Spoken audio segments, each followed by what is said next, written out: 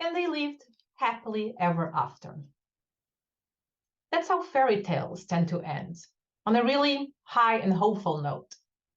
Personally, I'm quite a fan of fairy tales, not to mention some of the feminist issues it can actually raise.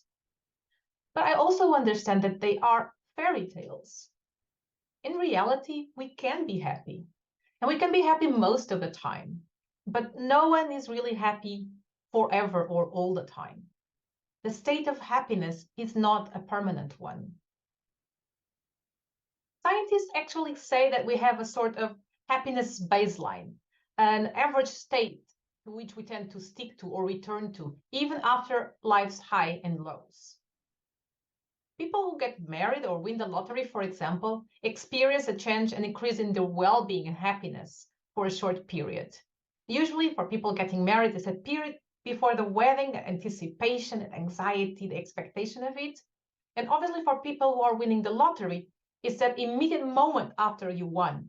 Though actually research also suggests you might feel unhappier a little bit later down the road.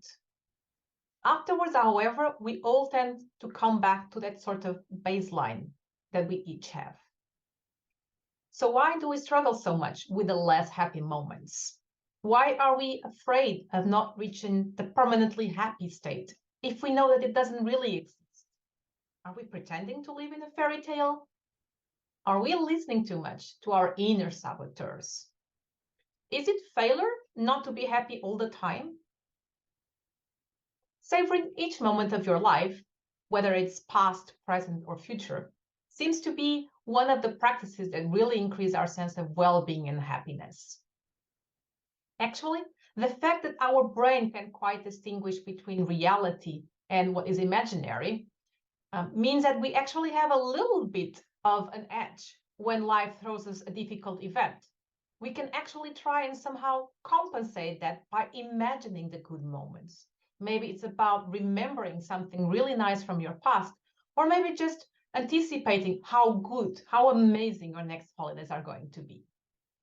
Yet, yes, eventually you do need to come back to the present and face whatever is creating unpleasant feelings for you.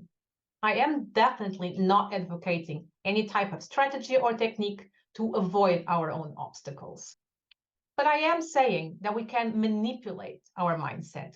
We can retrain it, fine-tune it. If you approach a challenge with the problem mindset that led to that situation, then most likely all you're going to see and feel are more problems. If you bring a more open-minded mindset, however, you are more likely to be able to think creatively and find a solution to overcome it. It's a fact that social media does not help at all.